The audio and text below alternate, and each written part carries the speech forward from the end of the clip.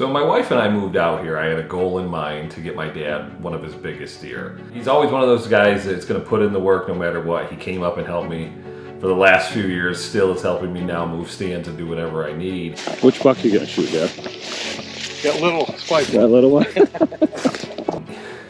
We had some tremendously bad luck those first few years. Tonight's the night? Yes, tonight's the night. You heard it.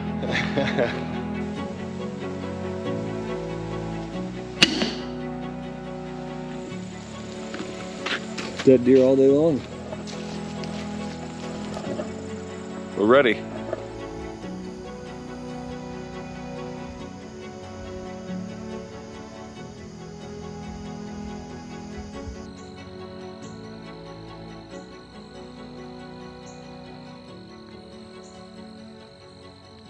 We were in the stand and I had this crab claw 8 coming up. He was going to shoot him, and for some reason with the layering that I had on, my phone started vibrating. Somebody called me and it was so loud it felt like thunder was in the blind. This deer looks up, knew something wasn't right, and he ended up taking off.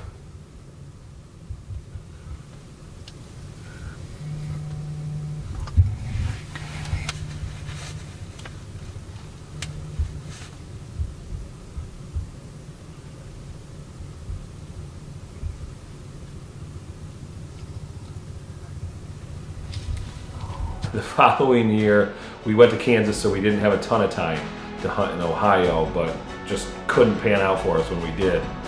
So this year, it was all or nothing for me. I wanted to make sure we got the job done. I had a couple different deer lined up, so when he did come up, he had the opportunity. Just took down a tree, hung a stand, moved another ladder stand. It's for my dad.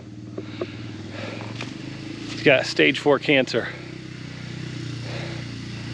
and I can't keep up with him.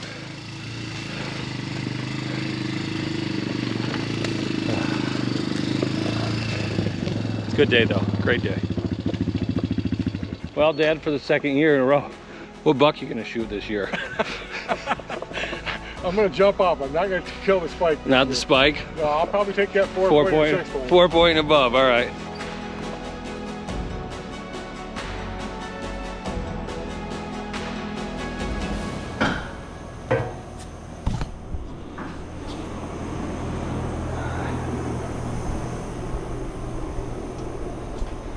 We're gonna get one tonight?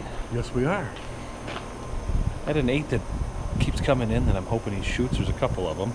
And then there's a really big 10 point. Well, I don't even know what he's, mainframe 8 with a bunch of kickers, but he's like a 150. He's been in a few times, so we're gonna see if tonight's the night. We can get it done. He drove up. We're gonna walk back right now. We only got about a 150-yard walk. Stands right there in that cornfield, so we're gonna see if we can get it done.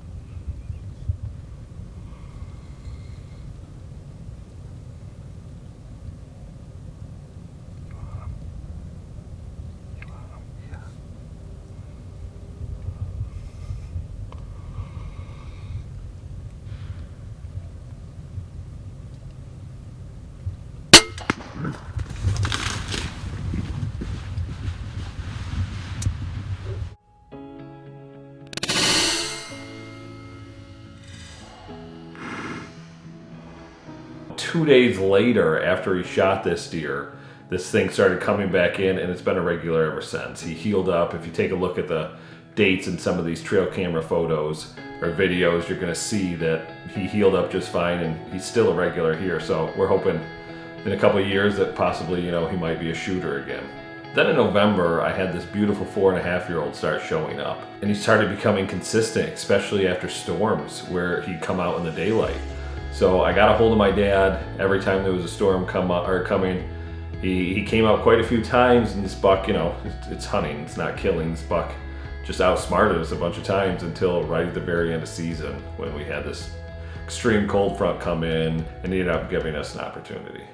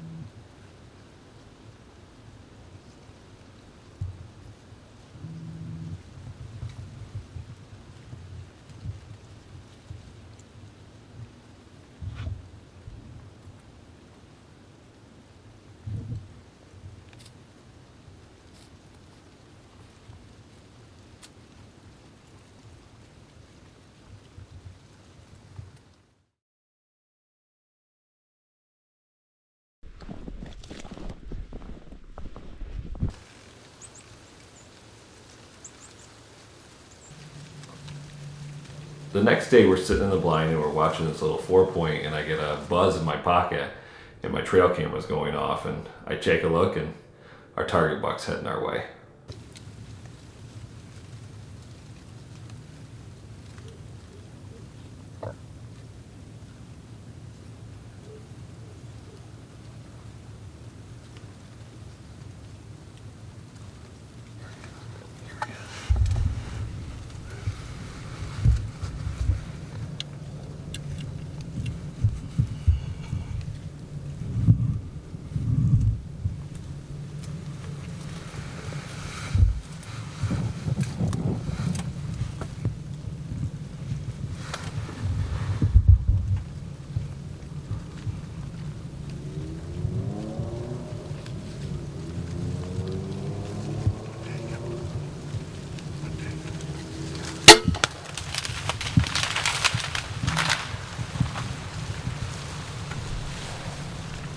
Oh, thank you, God.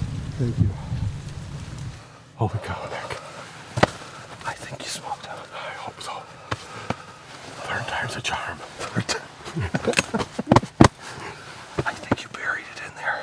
It looked good. I thought it was hit. I thought it hit good. I went behind his shoulder. Let's go back to the house and look at the footage. No point in pushing anything. Okay, I agree. I agree. We'll get him tonight. We'll get it later. Yeah, baby. January 20th. Talk about bottom of the ninth. It's freaking cold. I think it's 16 degrees, but it feels like, I don't know, 2 or 3. I think he did it this time. I think this was it. Well, he got it done tonight. We gotta go find it first. Let's go find it.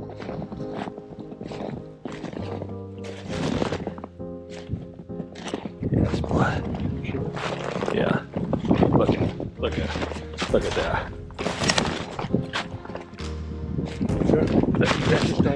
Yeah, that's blood. He's opening up now.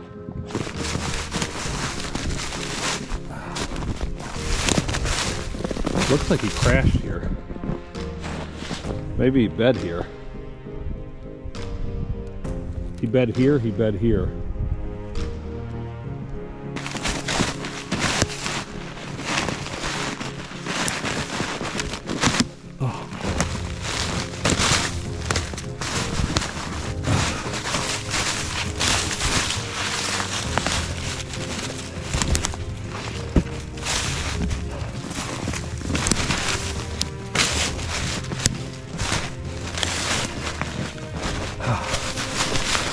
Oh gosh. Handle split, bro. Look at those kickers.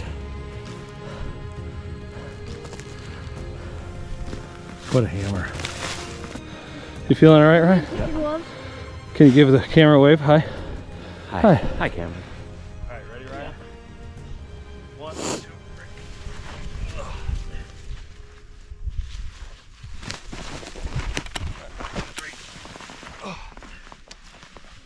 The whole family came out.